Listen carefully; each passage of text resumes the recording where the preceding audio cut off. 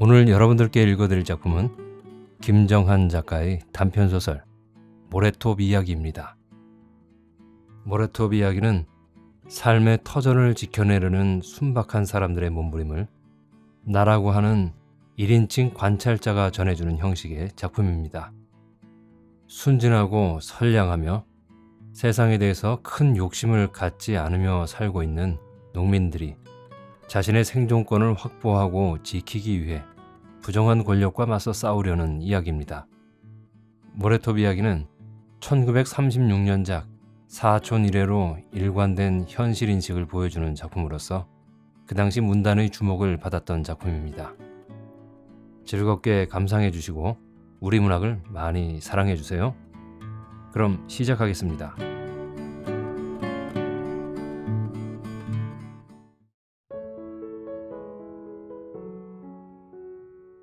모래톱 이야기.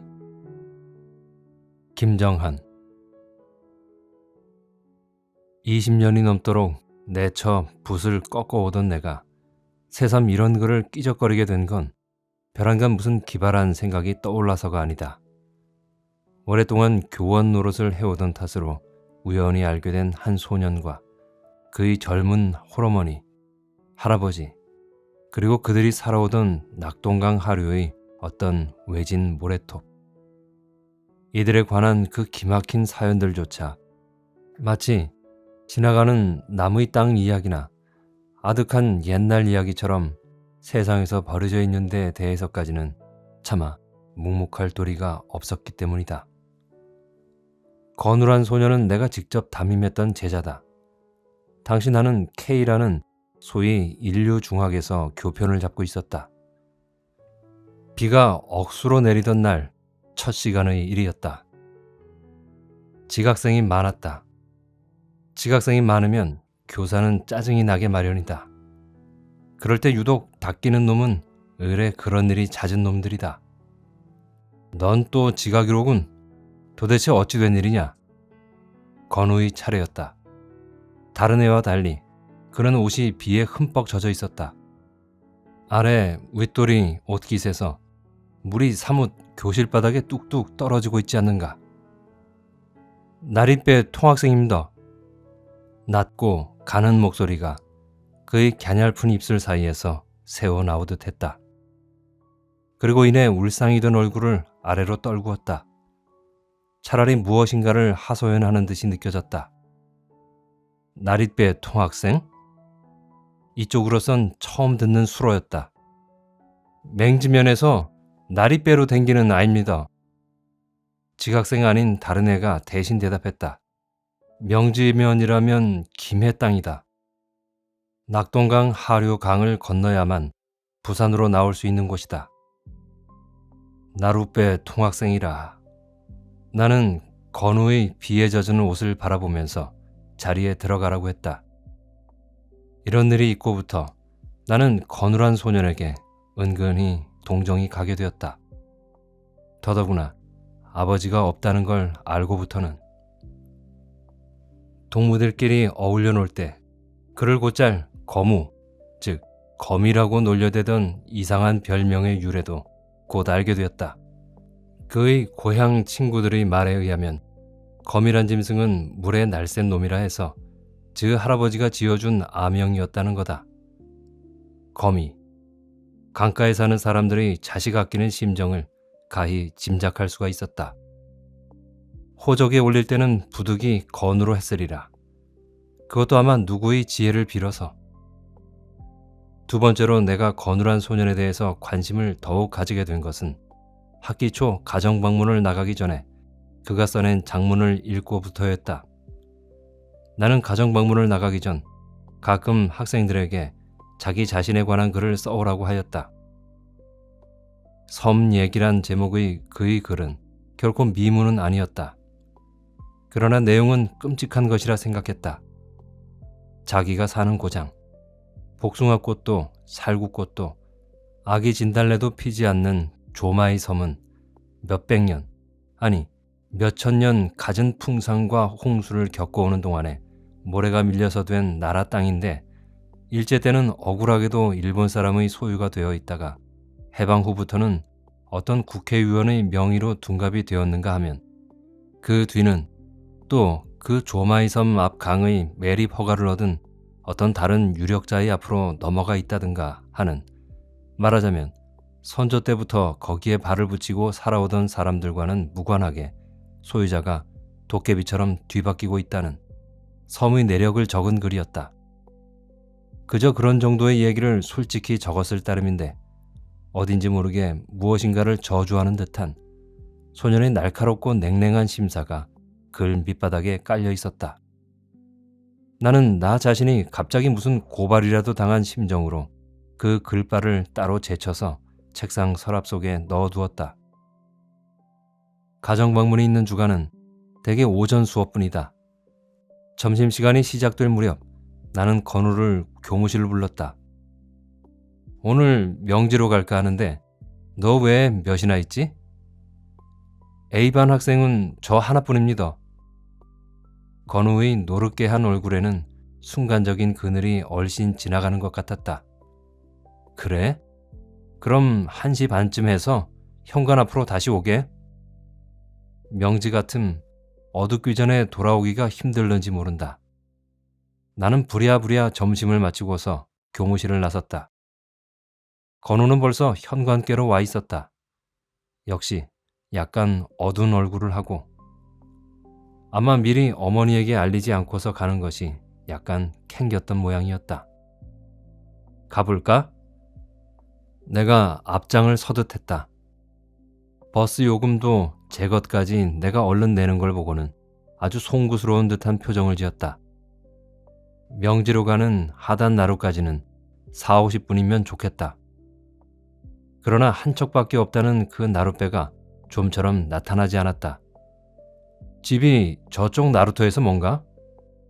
나는 갈대 그림자가 그림처럼 고요히 잠겨있는 강물을 내려다보며 물었다. 예, 제북 갑니다. 그는 민망스러운 듯이 나를 잠깐 쳐다보더니 눈을 역시 물 위로 떨어뜨렸다. 얼마나? 반 시간 좀 더 걸립니다.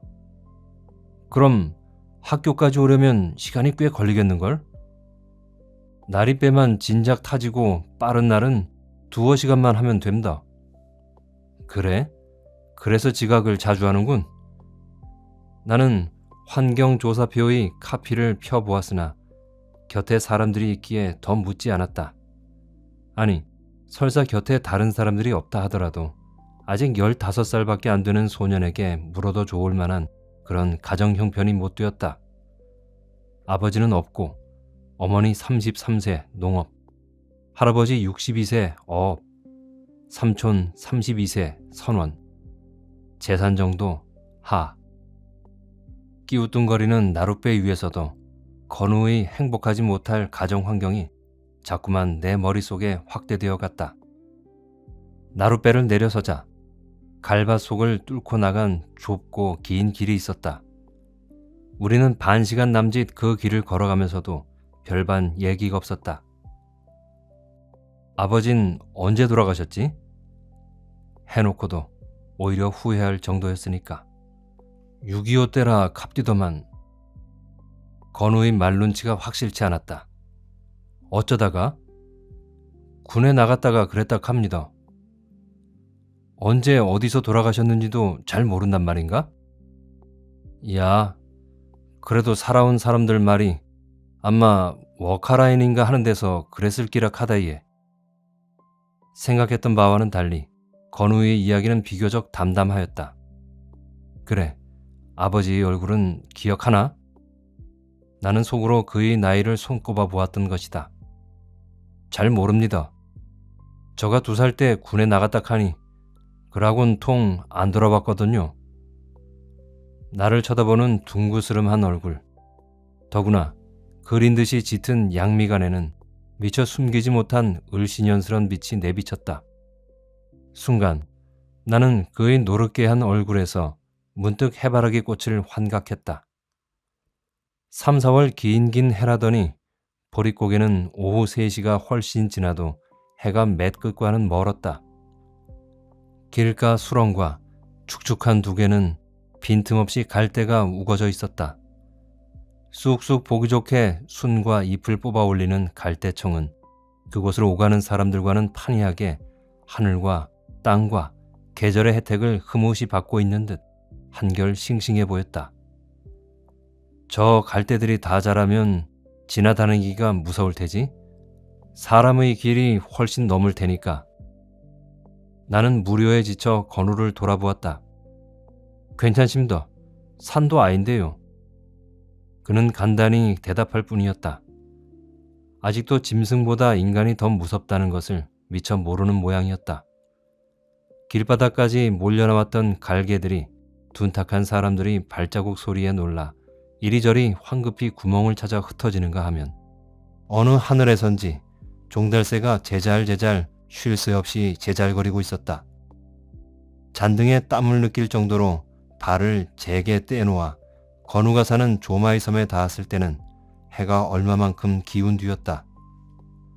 섬의 생김새가 길쭉한 주머니 같다 해서 조마이 섬이라고 불려온다는 건우의 고장에는 보리가 거의 자랄 대로 자라 있었다.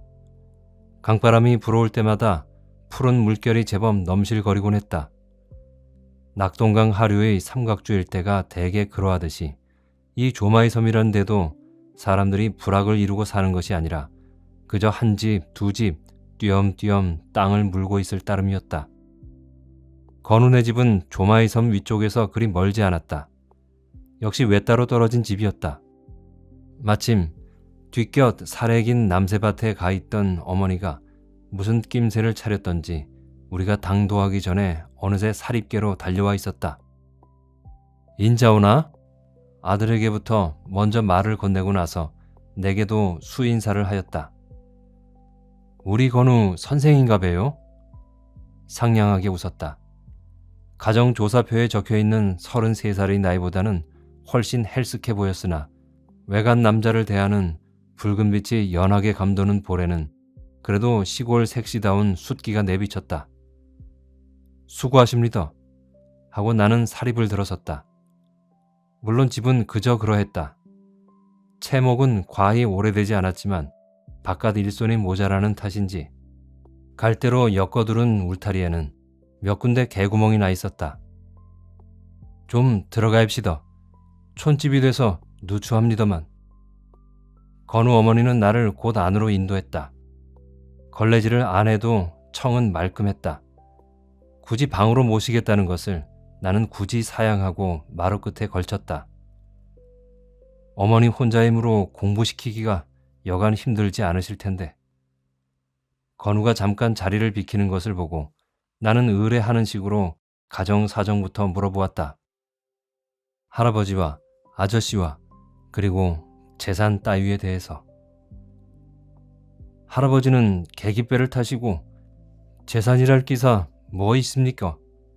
선조 때부터 물려받은 밭되기들은 나라 땅이라 했다가 국회의원 땅이라 했다가 우리싸 뭐 압니까? 이렇게 대략 건우군의 글에서 알았을 정도의 얘기였고 건우의 삼촌에 대해서는 웬일인지 일체 말이 없었다. 대신 길이 먼 데다 나룻배까지 타야 되기 때문에 건우가 지각이 많아서 죄송스럽다는 얘기와 아버지가 없으니 그런 점을 생각해서 잘 도와달라는 부탁이 고작이었다.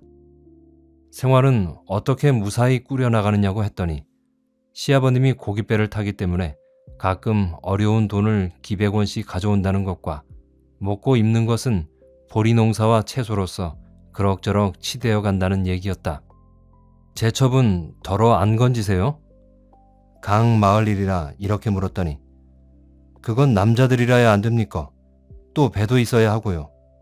할 뿐. 그러나 이쪽에서 덤덤하니까 물 빠질 땐 개발이 싸 늘 안 나가는 기요. 조개 새끼도 파고 제첩도 줍지만 그런 기사 어디에 돈이 됩니까? 이렇게 덧붙였다. 잠시 안 보이던 건우가 어디서 5홉짜리 정종을 한 병 들고 왔다. 이마에 땀이 번질번질한 걸 보면 필시 뛰어온 게 틀림없다. 아마 어머니가 시킨 일이려니 싶었다. 나는 미안스러운 생각으로 건우 어머니가 따라주는 술잔을 받았다. 손이 유달리 작아 보였다. 유달리 자그마한 손이 상일에 거칠어 있는 양이 보기에 더욱 안타까울 정도였다. 기어이 저녁까지 대접하겠다고 부엌으로 가버린 뒤 나는 건우를 앞에 두고 잔을 들면서 그녀의 칠칠한 인사범절에 새삼 생각되는 바가 있었다. 나는 모든 것을 다시 보았다. 농삿집 치고는 유난히도 말끔한 마루청, 먼지를 뒤집어 쓰고 있지 않은 장독대, 울타리 너머로 보이는 길찬 장다리 꽃들, 그 어느 것 하나에도 그녀의 손이 안 간 곳이 없으리라 싶었다. 이러한 집 안팎 광경들을 통해서 나는 건우 어머니가 꽤 부지런하고 친절한 여성이라는 것을 고대 짐작할 수가 있었다. 젊음이 한창인 19부터 악지 3개 혼자서 살아왔다는 것과 어려운 가운데서도 외아들 건우를 나룻배를 태워가면서까지 먼 인류 중학에 보내고 있다는 사실, 그리고 농촌아이라고는 믿어지지 않을 만큼 건우의 입성이 항시 깨끗했다는 사실들이 어련히 안 그러리 싶어지기도 했다.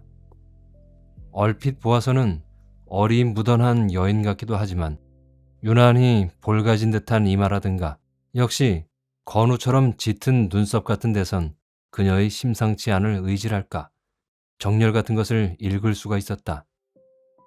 나는 술상을 물리고서 건우의 공부방을, 어머니의 방일 테지만 잠시 들여다보았다. 사과 괴짝 같은 것에 종이를 발라 쓰는 책상 위에는 몇 권 안 되는 책들이 나란히 꽂혀 있었다. 그 가운데서 섬얘기라고 잉크로서 굵직하게 등마루에 씌어진 두툼한 책 한 권이 특별히 눈에 띄었다. 섬얘기? 저건 무슨 책이지? 나는 건우를 돌아보고 물었다. 아무것도 아닙니다. 소설? 아닙니다. 어디 가져와 봐. 건우는 싫어도 무가내라 꼽아오면서 일기랑 또 책 같은 거 보고 적은 김더. 부끄러운 내색을 하였다. 일기는 나무의 비밀이니까 읽을 수가 없고 어디 책 읽은 소감이나 배주게. 나는 책을 도로 돌렸다. 건우는 마지못해 여기저길 뒤적거리다가 한 군데를 펴주었다. 또박또박 깨알같이 박아쓴 글씨였다. 아무개 여사는 어머니처럼 혼자 사시는 분이라 그런지 그분의 글에는 한결 감동되는 바가 있었다. 내가 본 국토 속의 한 구절. 그래도 선거 때가 되면 소송 육지에서 똑딱선을 가지고 선백성을 모시러 오는 알뜰한 정당이 있어 이들은 다만 그 배로 실려가서 실상 자기네 실생활과는 무연한 정치를 위하여 지정해주는 기호 밑에 도장을 찍어주고 그 배에 실려 돌아온다는 것입니다. 현대 문명의 혜택이라곤 아직 받아보지 못한 그들의 생활 속에도 현대 문명인이 행사하는 선거란 상식이 깃들게 되고 어느 정당이나 정치의 영향도 알뜰히 받아보지 못한 그네들에게도 투표하는 임무만은 지워져야 하고 조국의 사랑이라곤 받아본 일이 없이 헐벗고 배우지 못한 그들의 아들들이 먼저 조국을 수호해야 할 책임을 지고 훈련을 받고 총을 메고 군인이 되어 갔다는 것. 우리 아버지도 응당 이러한 군인 중의 한 사람이었으리라. 그래서 언제 어디서 쓰러졌는지도 모르고 따라서 국군 묘지에도 묻히지 못하고 우리에겐 연금도 없고. 내 눈이 미쳐 젖기 전에 건우는 부끄러운 듯이 그 노트를 내게서 뺏어갔다. 건우야. 나는 노트 대신 건우의 손을 꽉 쥐었다. 이 땅이 이곳 사람들의 땅이 아니랬지? 멀쩡한 나무의 농토까지 함께 매립 허가를 얻은 어떤 유력자의 것이라고 하지 않았어? 그러나 두고 봐. 언젠가는 너희들이 이 땅의 주인이 될 거야. 우선은 어떠한 괴로움이 있더라도 억울하더라도 희망을 잃지 말고 꾹 참고 살아가야 해. 어조가 어떻게 아까 그 노트를 읽을 때와 같은 것을 깨닫고 나는 잠깐 말을 끊었다. 건우는 내처 묵연해 있었다. 나라 땅, 남의 땅을 함부로 먹다니. 그건 땅을 먹는 게 아니라 바로 시한폭탄을 먹는 거나 다름없다. 제 생전이 아니면 자손 때에 가서라도 터지고 말거든. 그리고 제 아무리 떵떵거려 대도 어른들은 다 가는 거다. 죽고 마는 거야. 어디 땅을 떼 짊어지고 갈 수야 있나. 결국 다음 이 나라 주인인 너희의 거란 말이야. 알겠어? 나는 말이 절로 격해지는 것을 깨달았다. 저녁상이 들어왔다. 부엌에서 바깥 동정을 죄다 엿들었는지 건우 어머니는 저녁상을 물리기가 바쁘게 손을 닦으며 청 끝에 와 걸치더니 선생님 이야기는 우리 건우한테서 잘 듣고 있습니다. 그러고 이 섬 저 웃바지에 사는 윤센도 선생님 말을 곧잘 하대요. 우리 건우가 좋은 담임 선생님 만났다면서. 해가 막 떨어진 뒤라 그런지 그녀의 웃음이 저기 붉게 보였다. 윤센이라뇨? 윤생원이라는 말인 줄은 알았지만 그가 누군지 미처 생각이 안 났다. 성은 윤씨고 이름이 뭐라 하더라. 건우를 흘끔 돌아보며 수디기의 할배 이름이 뭐고? 춘삼이 아인기요. 건우의 말이 떨어지자 내 정신 보래. 그래, 춘삼씨다. 그녀는 다시 나를 돌아보며 춘삼이란 어른인데 와 선생님을 잘 알대요. 부산에도 가끔 나갑니다. 쬐깐 포도밭도 가지고 있고요. 윤춘삼? 네, 이제 알겠습니다. 비로소 생각이 났다. 그분하고는 어디서도 같이 지냈담서요. 건우 어머니는 세상은 넓고도 좁지요 하는 듯한 눈매로 웃어 보였다. 네. 아닌 게 아니라 나는 저기 놀랐다. 어디서든 나쁜 짓하고는 못 빼기리라는 생각이 문득 들기까지 했다. 그와 동시에 지난날 어떤 어두컴컴한 곳에서 그 윤춘삼이란 사람을 처음으로 만났던 일, 그리고 다시 소위 큰 집이란 데서 한때 같이 고생을 하던 갖가지 일들이 마치 구름 피어오르듯 기억에 떠올랐다. 6.25 때의 일이었다. 나는 어떤 혐의로 몇몇 사람의 당시 대학 교수들과 함께 육군 특무대란 데 갇혀 있었다. 거기서 윤생원을 처음 만났다.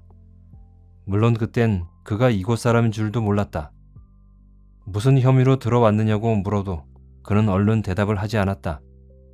곧 나갈 거라고만 했다. 곧 나갈 거라고 장담을 하던 사람이 얼마 뒤 역시 우리의 뒤를 따라 감옥으로 넘어왔다. 감옥에서는 그도 제법 사상범으로 통해 있었다. 누가 붙였는지는 모르되 송아지 빨갱이라는 별명이 붙어 있었다. 그의 말에 의하면 이유는 간단했다. 한창 무슨 청년단인가 하는 패들이 마구 설칠 때인데 남에게 배내를 주었던 그의 송아지를 그들이 잡아먹은 게 분해서 배내 먹이던 사람에게 송아지를 물어내라고 화풀이를 한 것이 동기의 하나였다고 한다. 그 바보 같은 사람이 뒤퉁스럽게 그 청년단을 찾아가서 그런 고자질을 한 것이 꼬투리가 되어 이 새끼 맛 좀 볼 테야? 하는 식으로 잡혀왔다는 이야기였다. 그 밖에 또 하나 주목받을 이유가 될 만한 것은 자기 고향인 조마이 섬에 문둥이 떼가 이주해 왔을 때, 물론 정부의 방침이었지만 그들을 몰아내기 위해 싸우다가 결국 경찰 신세를 졌던 일이라 했다. 그러면서도 그 자신 무슨 영문인지를 확실히 모르고서 옥살이를 했다. 다만 송아지 빨갱이라는 별명으로서 어쩌다가 세수터에서라도 마주칠 때 송아지 빨갱이 할라치면 텁수룩한 머리를 끄덕대며 사람 좋게 웃던 윤춘삼 씨의 그때 얼굴이 눈에 선해왔다. 좋은 사람이었지요. 그라문니요. 지금도 우리 집에 가끔 옵니다. 건우 어머니도 맞장구를 쳤다.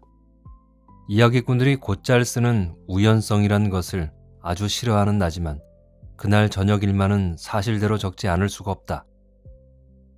어둡기 전에 건우의 집을 나서서 하단 쪽 나루터로 되돌아오는 길목에서 뜻밖의 이제 얘기하던 바로 그 윤춘삼이란 사람과 마주치게 되었으니 말이다. 야, 이거 아무개 선생 아니요. 이런 섬엔 웃잔 일로? 송아지 빨갱이. 아니, 윤춘삼 씨는 덥석 내 손을 잡으며 반가워했다. 아이들 가정방문을 왔다 가는 길이죠. 참 오랜만이군요. 가정방문? 그는 수인사는 제쳐놓고 그럼 건우 집에도 들렸겠네요? 네, 이 섬에는 건우 한 애뿐입니다. 내가 맡아 있는 애로서는. 마침 잘 됐다. 하하, 참 세상에는 이런 수도 다 있다 카이. 인자 막 선생 이바구를 하고 오던 참인데. 윤춘삼 씨는 뒤에 따라오던 웬 성큼한 털보 영감을 돌아보며 자, 인사드리시오. 당신 손자 거물한 놈 선생이요. 하며 내처 허허 하고 웃어댔다. 벌써 약간 주기가 있어 보였다. 두 사람의 인사를 채 나누기 전에 윤춘삼 씨는 하하, 노상에서 이럴 수가 있나. 나도 여러 해 만이고 하며 털보 영감들어 하단으로 되돌아가자는 것이었다. 아니, 바로 떠밀듯 했다. 암 그래야지. 나도 언제 한번 꼭 찾아볼라 했는데 바래다 드릴 겸 마침 잘 됐구만. 멀쩡한 날에 고무장화를 신은 품이 누가 보나 뱃사람이 완연한 건우 할아버지도 약간 약주가 된 데다 역시 같은 떼거리였다. 윤춘삼 씨는 만나자 덥석 잡았던 내 손을 내쳐 아플 정도로 쥔 채 놓지 않았고 건우 할아버지도 나란히 서게 되어 셋은 가뜩이나 좁은 들길을 좁으라 걸어댔다. 땅거미를 받아선지 건우 할아버지의 갯바람에 그을린 얼굴이 거의 검둥이에 가까울 정도로 검어 보였다. 갈바세 영감, 오늘 참 재수 좋네. 내가 술 샀지. 또 이런 훌륭한 선생님을 만났지. 그러나 이분에는 영감이 사야 돼요. 윤춘삼 씨의 말이 떨어지기가 바쁘게. 암, 내가 사야지. 이분에는 정종이다. 그놈의 따끈한. 아마 갈바세가 별명인 듯한 건우 할아버지는 그 억세고 구부정한 어깨를 건들거리며 숫제 신을 내듯 했다. 하단 나룻가의 술집은 모두가 그들의 단골인 모양이었다. 어이, 또 왔소이. 건우 할아버지가 구부정한 어깨를 먼저 어느 목로집으로 들이밀었다. 다시 술자리가 벌어졌다. 술자리랬자 술상 대신 쓰이는 4발 달린 널빤지를 사이에 두고 역시 4발 달린 널빤지 걸상에 마주 앉은 것이었지만 술은 정종 따뜻한 놈으로 응이 알겠소? 우리 거무 선생님이란 말이요. 갈바세 영감은 자기와 비슷하게 60 고개를 넘어 보이는 주인 할머니더러 일렀다. 그가 소원인 듯 말하던 따끈한 정종은 그와 윤춘삼 씨보다 나를 먼저 취하게 했다. 그러나 좀처럼 놓아줄 눈치들이 아니었다. 한 잔만 더. 이번에는 건우 할아버지의 커다란 손이 연신 내 손을 덮쌌다. 비록 계깃배를 타고 있지만 나도 과히 나쁜 놈이 아임데. 네, 선생 입하고 다 듣고 있소. 이 송아지 빨갱이. 섬에까지 그런 별명이 퍼졌던 모양이다. 이 송아지 빨갱이한테도 여러 분 들었고 우리 손자놈한테도 듣고 있소. 정말 훌륭한 선생님이라고. 그까지 국회의원이 다 뭔겨. 돈만 있으면 누구라도 다 되는 기고. 되면 나라 땅이나 훌치고 팔아먹고 그런 놈들이 안 많던 기요. 왜? 내 말이 어디 틀립니까? 갈바세 영감은 말이 차츰 엇나가기 시작했다. 자기로선 취중 진담일지 모르나 듣기만 해도 섬뜩한 소리를 함부로 뇌까렸다. 그런 얘길랑 그만두고 술이나 들라 해도 갈바세 영감은 물론 이번엔 윤춘삼 씨까지 되레 가세를 하고 나섰다. 촌사람이라고 바본 줄 알지 마소. 여간 답답해서 그런 소리를 하겠소. 전깃불이 들어왔다. 불빛에 비친 갈바세 영감의 얼굴은 한층 더 인상적이었다. 우악스럽게 앞으로 굽어진 두 어깨 가운데 짤막한 목줄기로 박혀있는 듯한 덥석부리 얼굴. 얼굴 전체는 키를 닮아 길쭉했으나 무엇에 짓눌려 억지로 우그러뜨려진 듯이 납작해진 이마에는 껍데기가 안으로 밀려들기나 한 듯한 깊은 주름이 두어 줄 뚜렷하게 그어져 있었다. 게다가 구렛나루에 둘러싸인 얼굴 전면이 검붉은 구릿빛이 아닌가. 통틀어 원시인이라도 연상케 하는 조금 무서운 면상이었다. 과 빤히 보는 기요. 네, 안주 술 안 취했음데 염려 마이소. 갈바세 영감은 기름이 절은 수건을 꺼내더니 이마를 한번 훔치고서 인자 딴 말은 안 하지요. 언제 또 만날지 모르이카네. 이왕 만난 짐에 저 송아지 빨갱이나 이 갈바세가 사는 조마이 섬 이바구나 좀 하지요. 그러곤 정신을 가다듬기나 하듯이 앞에 놓인 술잔을 훌쩍 비웠다. 건우 할아버지와 윤춘삼 씨가 들려준 조마이 섬 이야기는 언젠가 건우가 써냈던 섬 얘기에 몇 가지 기막히는 일화가 붙은 것이었다. 우리 조마이 섬 사람들은 지 땅이 없는 사람들이요. 와 처음부터 없기싸 없었겠소마는 죄다 뺏기고 말았지요. 옛적부터 이 고장 사람들이 젖줄같이 믿어오던 낙동강물이 만들어준 우리 조마이 섬은 건우 할아버지는 처음부터 개탄조로 나왔다. 선조로부터 물려받은 땅, 자기들 것이라고 믿어오던 땅이 자기들이 겨우 철 들락말락할 무렵에 벼랑간 외놈의 동청 명의로 둔갑을 했더라는 것이었다. 이완용이란 놈이 을사보호조약이란 걸 만들어낸 뒤라 카더만. 윤춘삼 씨의 통방울 같은 눈에도 증오의 빛이 이글거리기 시작했다. 1905년 을사년 겨울, 일본 군대의 포위 속에서 맺어진 을사보호조약이란 매국조약을 계기로 소위 조선 토지 사업이라는 것이 전국적으로 실시되던 일, 그리고 이태 후인 정민년에 가서는 한국 정부는 시정 개선에 관하여 통감의 지도를 수할사란 치욕적인 조목으로 시작된 한일 신협약에 따라 더욱 그 사업을 강행하고 역둔토의 대부분과 산림 원야를 모조리 국유로 편입시키는 등 교묘한 구실과 방법으로서 농민으로부터 빼앗은 뒤 다시 불화하는 형식으로 동척과 1인 수중에 옮겨놓던 그 회기망측한 처사들이 문득 내 머릿속에도 떠올랐다. 쥐길놈들. 건우 할아버지는 그렇게 해서 다시 국회의원, 다음은 하천부지의 매립허가를 얻은 유력자, 이런 식으로 소유자가 둔갑되어 간 사연들을 쭉 들먹거리더니 이 꼴이 되고 보니 선조 때부터 뚝을 만들고 물과 싸워가며 살아온 우리들은 대관절 어찌 되는 기요? 그의 꺽꺽한 목소리에는 건우가 지각을 하고 꾸중을 듣던 날 나리배 통학생입니다 하던 때의 그 무엇인가를 저주하듯한 감정이 꿈틀거리고 있는 것 같았다. 얼마나 그들의 땅에 대한 원한이 컸던가를 가히 짐작할 수가 있었다.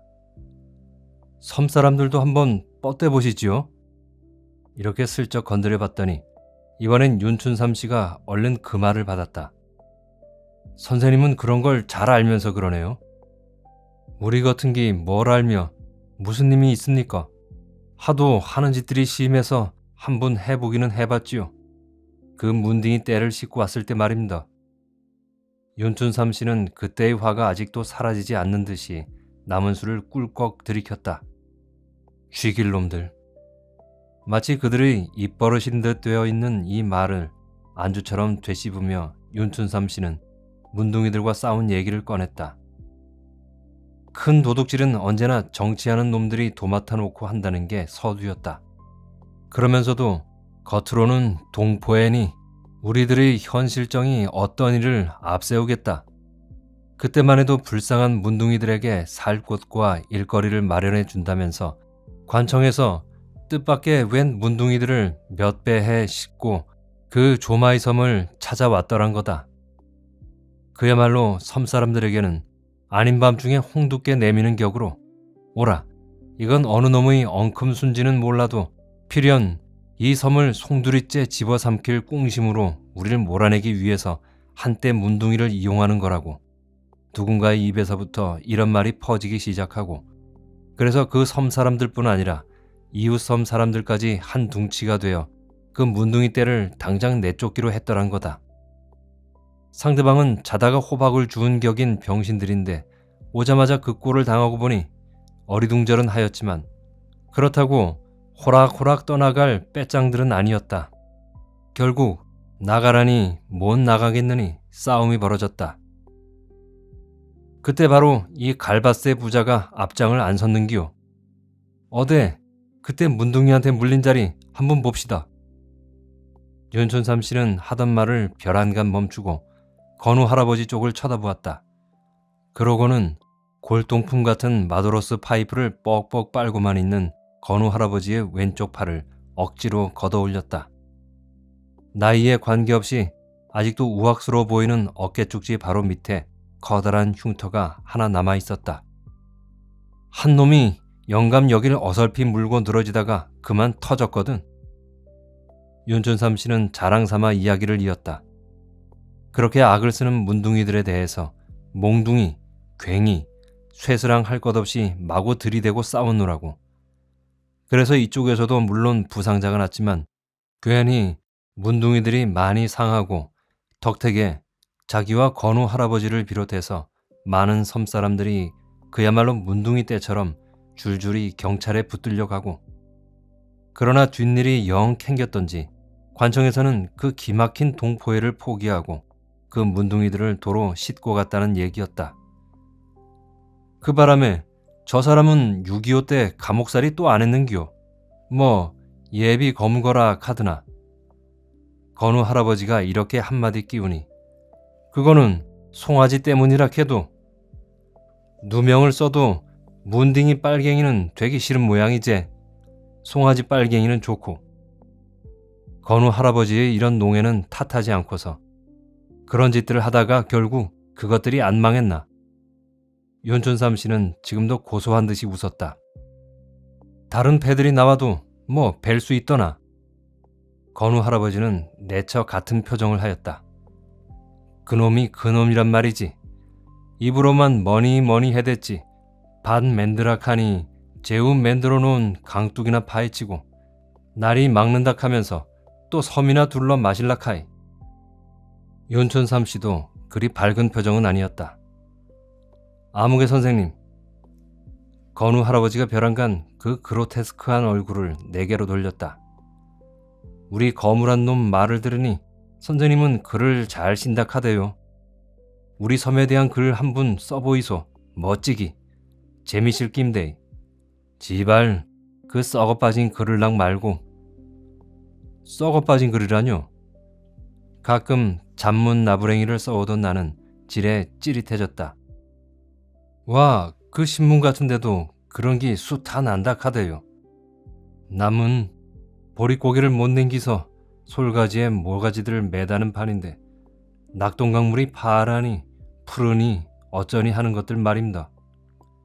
갈바세 영감이 이렇게 열을 내기 시작하자 곁에 있던 윤춘삼 씨가 허허, 이 우리 선생님이 오늘 잘못 걸렸네요. 이 영감이 보통이 아임데 그래도 선배의 씨라고. 핀잔 비슷이 말했지만 건우 할아버지는 버린 춤이 되어버렸다. 하기싸 시인들이니까네 훌륭하겠지. 머리도 좋고. 선생도 시인 아닙니까? 그런데 와 우리 농사꾼이나 뱃놈들의 입하고는 통 안 쓰는 기요. 추접답고 글 베린답고 그러는 기요. 입이 말을 한다기보다 차라리 수염이 털어낸다고 느껴질 정도로 건우 할아버지는 열을 냈다. 그만하소. 영감이 뭐 글이나 이러는 기요. 밤낮 한다는 기 곡구릉 우는 소리지. 어데 그기나 한번 해보소. 윤춘삼 씨가 또 참견을 했다. 곡구롱 우는 소리라뇨? 나도 윤 씨의 그 말에 귀가 쏠렸다. 어떤 고시조가 문득 생각났기 때문이다. 어데 해보소. 모처럼 선생님을 모신 자리니. 하는 윤춘삼 씨의 말에 그는 괜한 소리를 했구나 하는 표정을 지으며 그 꺽꺽한 목청에 느린 가락을 넣기 시작했다. 곡구롱 우는 소리에 낮잠 깨어 늘어보니 작은 아들 글 이르고 며느라기 배 짜는데 어린 손자는 꽃놀이 한다. 마초와 지엄이 술 걸으며 맛보라 하더라. 건우 할아버지는 갑자기 침착해진 채 눈을 지그시 감고 불렀다. 땀에 번지르르한 관자놀이 짬에 가뜩이나 굵은 맥이 한 줄 불쑥 드러나 보이기까지 하였다. 가락은 육자배기에 가까웠으나 내용은 역시 내가 생각했던 오아무개의 고시조였다. 이 노래 하나만은 정말 떨어지게 잘한다 카이. 윤춘삼 씨는 나 못지않게 감탄을 하면서 그가 그 노래를 즐겨 부르는 사연을 대강 이렇게 말했다. 그러니까 그의 중조부 되는 분이 옛날 서울에서 무슨 벼슬 깨나 하다가 그놈의 당파 싸움에 휘말려서 억울하게 이곳 조마의 섬으로 귀양인지 피신인지를 해와 살았는데 그분이 살아계실 때 즐겨 읊던 시조란 것이었다. 사연을 듣고 보니 새삼 생각되는 바가 있었다. 그 노래를 부를 때의 갈바세 영감의 표정에 은근히 누군가를 사모하는 듯한 빛이 엿보였을 뿐 아니라 그 꺽꺽한 목청에도 무엇인가를 원망하는 듯 혹은 하소하는 듯한 가락이 확실히 떨리고 있었기 때문이다. 착각이 아니리라. 동시에 나는 아까 본 건우군의 집 사립 밖에 해묵은 수양버들 몇 그루가 서 있던 광경이 새삼 기억에 떠오르고 건우 어머니의 수인사 태도나 집안을 다스리는 범절이 어딘지 모르게 채통이 있는 선비 가문의 후예같이 짚어졌다. 아드님은 6.25 때에 이르셨다지요? 내가 술을 한 잔 더 권하며 위로 삼아 물으니까 야, 큰 놈은 그래서 빼도 못 찾기 되고 작은 놈은 뭐 사모아 섬이라 하던기요. 그거 바닷속에 넣어버리지요. 사모아 섬? 나는 그의 기구한 운명을 생각했다. 야, 삼치잡이 배를 탔거든요. 이러고 한숨을 쉬는 건우 할아버지의 뒤를 곁에 있던 윤춘삼 씨가 또 받아 이었다. 와, 언젠가 신문에도 짜다라 안 났던기요. 허리케인인가 뭔가 하는 폭풍을 맞네 시운차는 우리 삼치배들이 마구 결단이 난 일 말임더. 나도 건우 할아버지도 더 말이 없는데 윤춘삼 씨가 혼자 화를 내듯 낙동강 잉어 같디 정지 바닥에 있던 부직갱이도 뛴다 카듯이 배도 남 씨다가 베린 걸 사가지고 제복 원약어업인가 뭔가 숭례를 낼락 하다가 배만 카에는 사람들까지 떼죽음을 안 시키는기요. 거기다가 뭐 시체도 못 찾았거리와 회사가 워낙 시원찮아 놓으니 위자료량기나 어디 지대로 나왔는기요. 택도 앙이지. 택도 앙이라. 없는 놈이 할 수 있나. 그저 이래 죽고 저래 죽는 기지 뭐. 갈바세 영감은 이렇게 내뱉듯이 해 던지고선 아까부터 손 안에서 만지작거리고 있던 두 알의 가래 열매를 벼랑간 세차게 달가닥대기 시작했다. 마치 그렇게라도 함으로써 세상의 모든 근심 걱정을 잊어버리기나 하려는 듯이 어찌 들으면 남의 신경을 곤두서게 하는 그 딱딱한 소리가 실은 어떤 깊은 분노의 분출을 억제하는 그의 마음의 울부짖음 같기도 했다. 그러나 나는 이내 따그르르 따그르르 하는 그 소리가 바로 나룻과 갈밭에서 요란스럽게 들려오는 진짜 갈밭새들의 약간 처량스러운 울음소리와 흡사하다 느꼈다.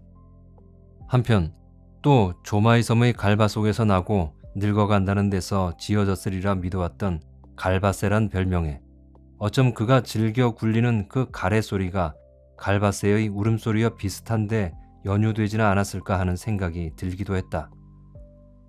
세 사람은 한참 동안 말이 없었다. 간 나온 듯한 흰 분합이 두 마리가 갈팡질팡 희미한 전등에 부딪힐 뿐이었다. 파닥거리는 소리도 없이. 그러고 두어 달이 지났다. 낙동강물이 몇 차례 불었다 줄었다 하는 동안에 그의 여름도 어느덧 막바지에 접어들었다. 갈대도 이젠 길길이 자라서 가뜩이나 섬사람들의 눈에도 잘 띄지 않는 갈밭새들이 더욱 깃들기 좋을 만큼 우거진 무렵이었다. 아침 저녁 그 속에서 갈밭새들이 한결 신나게 따그르르 따그르르 쥐저귀어 대면 머자나 갈목도 빠져나온다 한다. 물론 학교도 방학이 끝날 무렵이다. 건우는 그동안 그 지긋지긋한 지각 걱정을 안 해도 좋았다. 한나절이면 그야말로 물거미처럼 물 위를 동동 떠다녀도 무방했다. 아닌 게 아니라 한여름 동안 얼마나 물과 볕에 그을렀는지 마지막 소집날에 나타난 건우의 얼굴은 사시장춘 바다에서 산다는 즈 할아버지 못지않게 검둥이가 되어 있었다. 어지간히 그을었구나. 할아버지와 어머니도 잘 계시니? 늦게까지 얼음거리는 그를 보고 일부러 물어봤더니 예, 수박 사시러 오시라 합니다. 어머니의 전갈일 테지. 딴소리까지 했다. 까막딱지가 묻힐 정도로 새까매진 얼굴이라 이빨이 유난히 희게 빛났다. 집에서 수박을 심었던가? 예, 언제쯤 오실랍니까? 수지에 다그쳐 묻는 것이었다. 글쎄, 언제 한번 가지. 꼭 모시고 오라 하던데요. 그래, 오늘은 안 되고 여가 봐서 한번 갈 테니까. 나는 그의 좁다란 어깨를 툭 쳐주며 돌려보냈다. 처서가 내일 모레니까 수박도 한물 갈 때리라. 이왕이면 처서께쯤 한번 가볼까 싶었다. 그런데 공교히도 그 처서 날에 비가 내리기 시작했다. 처서에 비가 오면 도간의 곡식도 준다는 하필 그날에 추적추적 비가 내리기 시작했으니 내가 건우네 집으로 가고 안 가고가 문제가 아니라 그러한 경험과 속담 속에 살아온 농촌 사람들의 찌푸려질 얼굴들이 먼저 눈에 떠올랐다. 게다가 이건 이른바 7, 8월 긴 장마가 아니라 하루 이틀, 그러다가 사흘째부터는 바로 억수로 변해가더니 마침내 광풍까지 겹쳐서 온통 폭풍으로 바뀌고 말았다.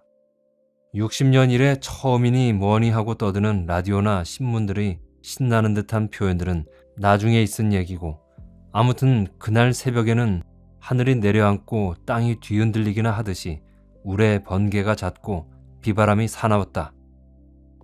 이렇게 되면 속담말로 7월 더부살이 주인 마누라 속것 걱정 정도의 장마 경황이 아니다.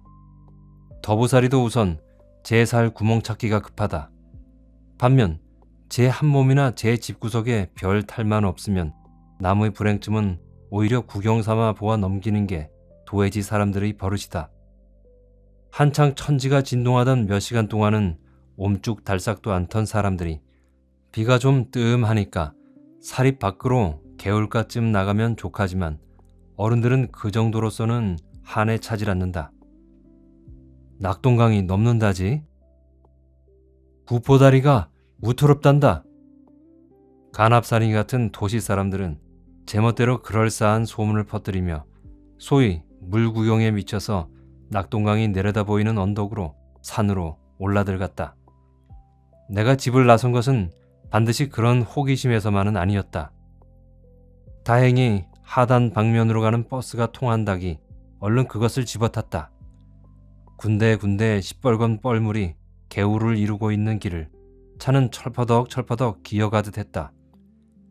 대티 곡에서부터 내 눈은 벌써 김해들을 더듬었다.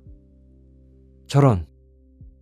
건우네 집이 있는 조마이섬 일대는 어느덧 벌건 홍수에 잠겨가고 있지 않은가. 수박이 문제가 아니다. 다시 흩날리기 시작하는 차창 밖의 빗속을 뚫고서 내 시선은 잘 보이지도 않는 조마이섬 쪽으로 얼어붙었다. 동시에 나릿배 통학생입니다 하던 건우군의 가냘픈 목소리가 갑자기 귀에 쟁쟁 되살아나는 것 같았다. 고개 넘어서부터 차는 더욱 끼우뚱거렸다. 논두렁을 밀고 넘어오는 물살이 숫제 쏴 하는 소리까지 내면서 길을 사뭇 덮었다. 때로는 길과 논밭이 얼른 분간이 안 되어 가로수를 어림해서 달리기도 했다. 그럴 때마다 차 안의 손님들은 한층 더 떠들어댔다. 대부분이 무슨 사연들이 있어서 가는 사람들이었겠지만 그러한 사연들보다 우선 눈앞의 사정에 더욱 정신을 파는 것 같았다. 하단 나룻개는 이미 발목물이 넘었다. 사라호에 대한 경험이 있는 그곳 주민들은 잽싸게 이불이랑 세간 부스러기를 산으로 말끔 옮겨놓았고 부랴부랴 끌어올린 목선들이 여기저기 나둥그러져 있는 길 위에는 볼멘 소리를 내지르는 아낙네와 넋 잃은 듯한 사내들이 경황 없이 서성거릴 뿐이었다. 물론 나룻배가 있을 리 없었다. 예측 안 한 바는 아니지만 행여나 싶었던 마음에도 실망은 컸다.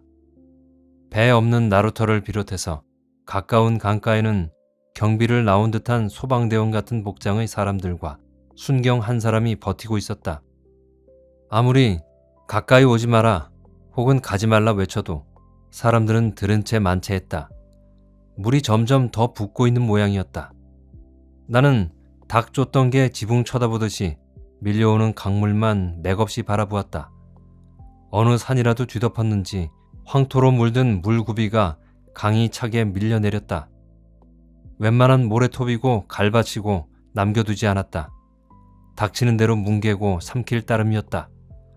그러고도 모자라는 듯 우르르 하는 강 울림 소리는 더욱 무엇을 노리는 것 같이 으르렁댔다.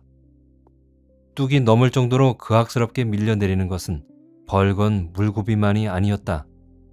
얼마나 많은 들녘들을 휩쓸었는지 보리대랑 두엄 더미들이 무더기로 흘러내리는가 하면 수박이랑 왜 호박 따위까지 끼리끼리 줄을 지어 떠내려왔다. 이상스러운 것은 그러한 것들이 마치 서로 약속이라도 한 듯이 모두 강 한가운데로만 줄을 지어 지나가는 것이었다.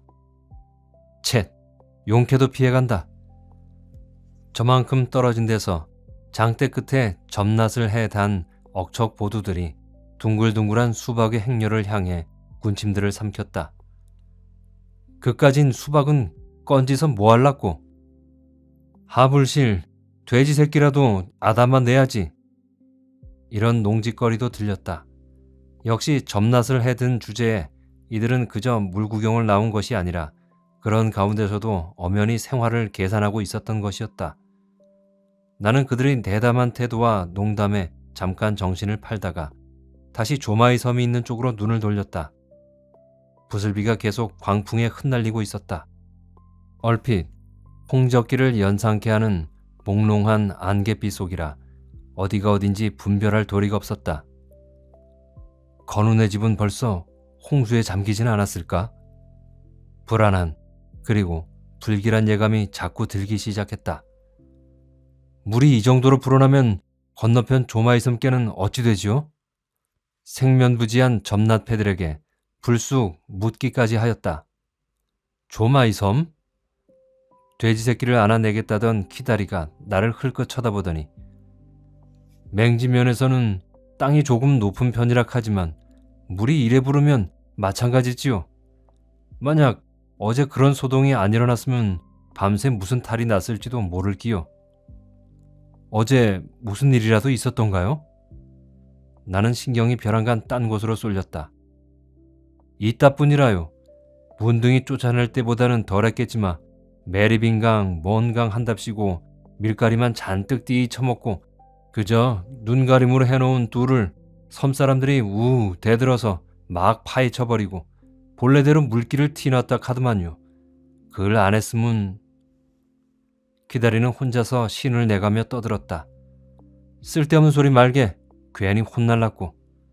곁에 있던 약삭 바른 얼굴의 사내가 이렇게 불쑥 쏘아붙이듯 하더니 마침 저만큼 떠내려오는 널빤지를 향해 잽싸게 점낫을 던졌다. 그러나 걸리진 않았다. 그렇게 허탕을 친 게 마치 이쪽의 잘못이나 되는 듯. 조마이 섬에 누가 있소? 내뱉듯한 소리가 짐짓 퉁명스러웠다. 건우란 학생이 있어서. 나는 일부러 학생의 이름까지 대보았다. 약삭 바른 눈초리가 다시 물고비만 쏘아보고 말이 없으니까 또 키다리가 그 아이 아베가 누군교? 하고 나를 새삼 쳐다보았다. 아버진 없고 저 할아버지 별명이 갈바세 영감이라더군요. 나는 건우 할아버지의 이름이 얼른 생각나지 않았다. 아, 그런기요. 좋은 노인임더. 키다리는 점낫대를 세워들더니 조마이 섬의 인물 아인기요. 어제 아침 이곳에 지나갔는데 그 뒤 대강 알아봤거든. 가고 난 뒤 얼마 안 돼요. 그 일이 났단 말이여. 말머리가 어느덧 자기들끼리로 돌아갔다. 나는 굳이 파고 묻지 않았다.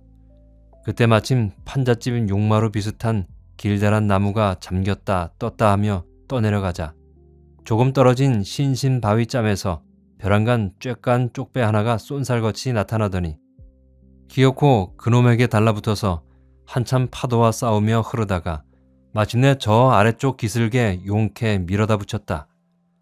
박수를 치기보다는 모두 숨을 죽이고 바라보기만 했다. 용감하다기보다 차라리 처참한 광경이었다. 나는 거기서 누구에게도 보장을 받아오지 못한 절박한 생활을 읽었다. 한 표의 값어치로서가 아니라 다만 살기 위해서 스스로 죽을 모험을 무릅쓰는 그러한 행위는 부질없이 그것을 경계하거나 방해하는 힘을 물리침으로써만 오히려 목숨 그 자체를 이어갈 수 있다는 산 증거 같기도 했다. 갈바스 영감이나 송아지 빨갱이도 그냥 있지는 않았으리라. 나는 조마이 섬의 일이 불현듯 더 궁금해져서 이내 구포 가는 버스를 잡아탔다. 다리만 건너면 조마이 섬에 가까이까지 갈 수 있으리라 믿었다. 구포 다림목에서 차를 내렸으나 물은 이미 위험 수위를 훨씬 돌파해서 다리는 통금이 돼 있었다. 비상 경계의 붉은 깃발이 찢어질 듯 폭풍 위에 펄럭이고 다림목을 건너지른 인줄 곁에는 한국인 순경과 미군이 버티고 있었다. 무거워 보이는 고무 비옷에 철모를 푹 눌러쓰고 방망이를 해든 폼이 여간 엄중해 보이지 않았다. 그런데도 무슨 핑계들을 꾸며대고 용케 건너가는 사람들이 있었다. 더러는 다리 위에서 유유히 물 구경을 하는 사람들도. 나도 간신히 그들 틈에 끼었다. 우르르르 하는 강 울림은 다리 위에서 듣기가 한결 우람스러웠다. 통행 금지의 팻말이 서 있어도 수해 시차를 나온 듯한 새까만 관용차만은 사문 물을 튀기며 지나갔다. 바람이 휘몰아칠 때는 거기에 날리기나 하듯이 더욱 빨리 지나갔다. 요컨대 일종의 모험이기도 했으리라. 안에 타고 있는 사람들은 알 길이 없었지만 어련히 심각한 표정들을 했으랴 싶었다. 내려다봄으로 해서 한결 사나운 물고비가 수제 강을 주름잡듯 둘둘 말려오다간 거의 같은 지점에서 쏴 하고 부서졌다. 그럴 때마다 구슬, 아니 퉁바울 같은 물거품이 강 위를 휘덮고 때로는 바람결을 따라서 다리 위까지 사뭇 퉁겼다. 그러한 강 한가운데를 잇따라 줄을 지어 떠내려오는 수박이랑 두엄더미들이 하단서 볼 때보다 훨씬 많았다. 말하자면 일종의 장관에 가까웠다. 아까 그 송아지는 정말 아깝던데. 이런 뚱땅지 같은 소리도 푸득 귓가를 스쳐갔다. 조마이 섬이 있는 먼 명지면 짬은 완전히 물바다로 보였다. 구름을 이고 한가하던 원두막들은 다시 찾아볼 길이 없고 길찬 포플러 나무들도 겨우 대공이만은 남은 듯 바람에 누웠다 일어났다 했다. 지루하게 긴 다리를 지루하게 건너 물 구경 나온 인파를 헤치고 강토끼를 얼마 못 갔을 때였다. 뜻밖의 거기서 윤춘삼 씨와 마주쳤다. 헐레벌떡 빗속을 뛰어오던 송아지 뺄갱이. 아니, 윤춘삼 씨는 머리끝에서 발끝까지 온통 물에서 막 건져 올린 사람처럼 젖어 있었다. 하긴 내 꼴도 그랬을 테지만. 웃잔 일인기요? 하고 덥석 내 손을 검잡은 윤춘삼 씨는 그저 반갑기보다 수째에 고마워하는 기세까지 보였다. 조마이 섬은 어찌 됐소? 수인사란 게 이랬더니 말 마이소. 자, 저리 가서 이야기나 합시다. 그는 나를 도로 다림목 쪽으로 끌었다. 아니, 섬 쪽으로 가보려 했는데요. 가야 아무것도 없소. 모두 피난소로 옮기고 남은 건 물바다뿐입니다. 웃잘났고 이놈의 하늘까지. 벼랑간 또 한 줄기 쏟아지는 비도 피할 겸 윤춘삼 씨는 나를 다림목 어떤 가게집으로 안내했다. 언젠가 하단서 같이 들렀던 집과 거의 비슷한 차림의 주막집이었다. 둘 사이에는 한참 동안 말이 없었다.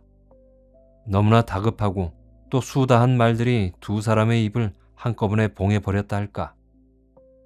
건운의 가족도 무사히 피난했겠지요? 먼저 내 입에서 아까부터 미뤄오던 말이 나왔다. 야, 해놓고도 어쩐지 말끝이 석연치 않았다. 집들은 물론 결단이 났겠지만 사람은 더러 상하진 않았던가요? 나는 이런 질문을 해놓고 이내 후회했다. 의뢰하는 빈 걱정 같아서. 집이고 농사고 뭐 있는기요. 다행히 목숨들만은 건졌지만 그 바람에 갈바스 영감이 또 안 끌려갔는기요. 윤춘삼 씨는 가슴이 내려앉는 듯한 무거운 한숨을 내쉬었다. 건우 할아버지가? 나는 하단서 그 점낫패에게 얼핏 들은 얘기를 상기했다. 그래서 내가 지금 경찰서 거정 갔다 오는 길인데 마침 잘 만났습니다. 글 안에도 기진맥진한 탓인지 그는 내가 권하는 술잔도 들지 않고 하던 이야기만 계속했다. 바로 어제 있은 일이었다. 하단서 들은 대로 소위 배짱들이 만들어둔 엉터리 뚝을 허물어 버린 얘기였다. 비는 연 사흘 억수로 쏟아지지 실하지도 않은 뚝을 그대로 두었다가 물이 더 불었을 때 갑자기 터진다면 영락없이 온 섬이 떼죽음을 했을 텐데 마침 배에서 돌아온 갈바스 영감이 선두를 해서 미리 무너뜨렸기 때문에 다행히 인명에는 피해가 없었다는 것이다. 그런데 와 건우 할아버진 끌고 갔느냐고요? 윤춘삼 씨는 그제야 소주를 한 잔 훅 들이키고 다음을 계속했다. 섬 사람들이 한창 뚝을 파헤치고 있을 무렵이었다. 좀 더 똑똑히 말한다면 조마이섬 서쪽 강둑길에 검정 지프차가 한 대 와 닿은 뒤라 했다. 웬 깡패같이 생긴 청년 2명이 불쑥 현장에 나타나더니 뚝을 허물어뜨리는 광경을 보자 이내 노발대발 방해를 하기 시작하더라고. 엉터리 뚝을 막아놓고 섬을 통째로 집어삼키려던 소위 유력자의 앞잡인지 뭔지는 모르되 아무리 타일러도 여보, 당신들도 보다시피 물이 안팎으로 이렇게 불어나는데 섬 사람들은 어떻게 하란 말이오? 해봐도 들어주긴커녕 그중 힘께나 있어 보이는 눈이 약간 찌째진 친구가 되레 갈바스 영감의 괭이를 와락 뺐더니 물속으로 핑 집어 던졌다는 거다. 그리곤 누굴 믿고 하는 수작일 테지만 후욕 패설을 함부로 뇌까리자 순간 화가 머리끝까지 치밀었을 갈바스 영감도 이 개같은 놈아, 사람의 목숨이 중하냐, 내 놈들의 욕심이 중하냐. 말도 채 끝내기 전에 덜렁 그자를 들어 물속에 태지를 해버렸다는 것이다. 상대방은 아이고 소리도 못해보고 탕류에 휘말려가고 질에 달아난 녀석의 고자질에 의해선지 이내 경찰이 둘이나 달려왔더라고. 내가 그랬소. 갈바스 영감은 서슴지 않고 두 손을 내밀었다는 거다. 다행히도 벌써 그때는 뚝이 완전히 뭉개지고 섬을 치덮던 탕류도 삥 애워돌며 뭉구적 빠져나가고 있었다는 것이다. 정말 우리 조마의 섬을 지키다시피 해온 영감인데 살인죄라니 웃자면 좋겠는기요. 걔까지 말하고 나를 쳐다보는 윤춘삼 씨의 벌건 눈에서는 어느덧 닭똥 같은 눈물이 뚝뚝 떨어지기 시작했다. 법과 유력자의 배짱과 선량한 다수의 목숨.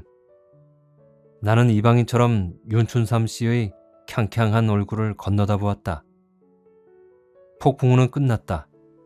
60년 내 처음이니 뭐니 하고 수다를 떨던 라디오와 신문들도 이젠 거기에 대해선 감쪽같이 말이 없었다. 그저 몇몇 일간신문의 수해 구제의 의연란에 다소의 금액과 옷가지들이 늘어갈 뿐이었다.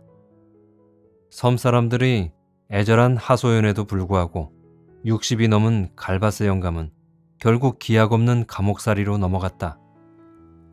그리고 9월 새학기가 되어도 건우군은 학교에 나오지 않았다. 끝내 돌아오지 않았다. 그의 일기장에는 어떠한 글이 적힐는지. 황폐한 모래톱, 조마의 섬을 군대가 정지를 하고 있다는 소문이 들렸다.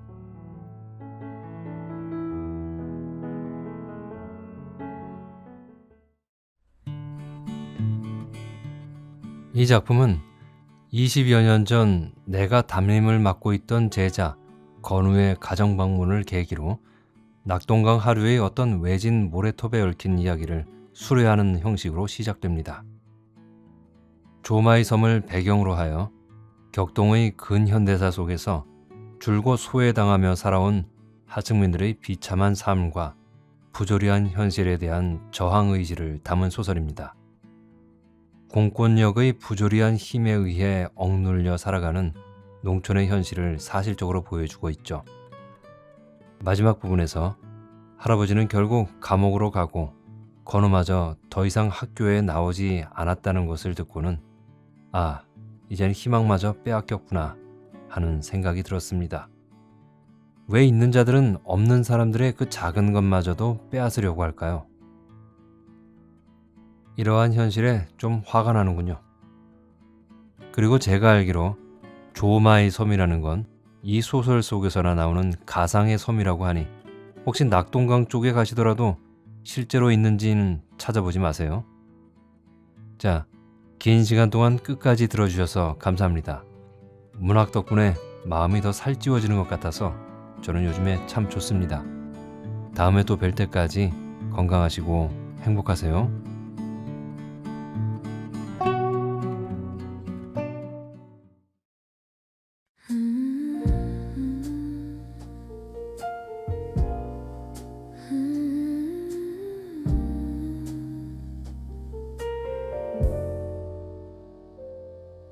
The piano plays so softly and the evening settles in since you left that night. I don't know how to get through. Nothing feels the same anymore. Why does this night feel so long? Even when I close my eyes, you're still there in my mind for no reason at all. It's always you. All the things I never said, they linger in my heart. Why couldn't I say them then? Don't know why you always come to mind for no reason at all. It's always you. When this night is over, will I see you again? Why do I miss you this much tonight?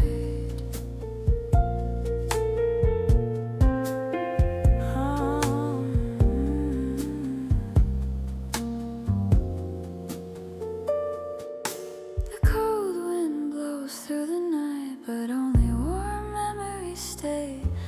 That place where we used to sit still holds on to your warmth like a cup of tea, slowly cooling through the night.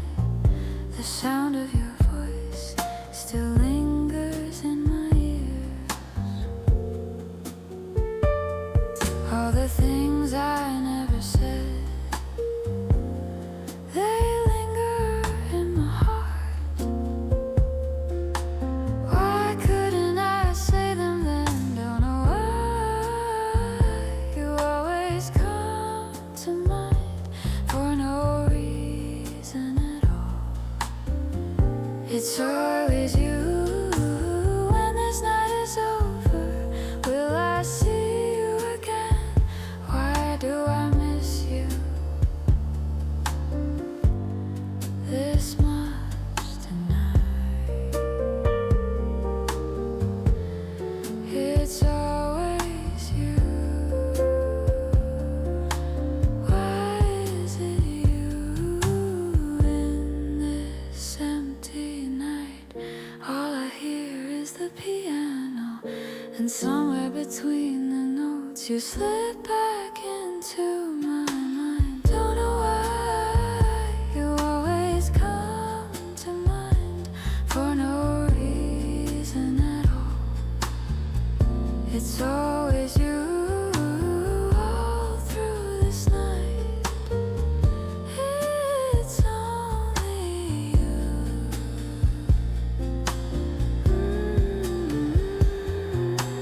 When this night is over, will I see you again? Why do I miss you this much?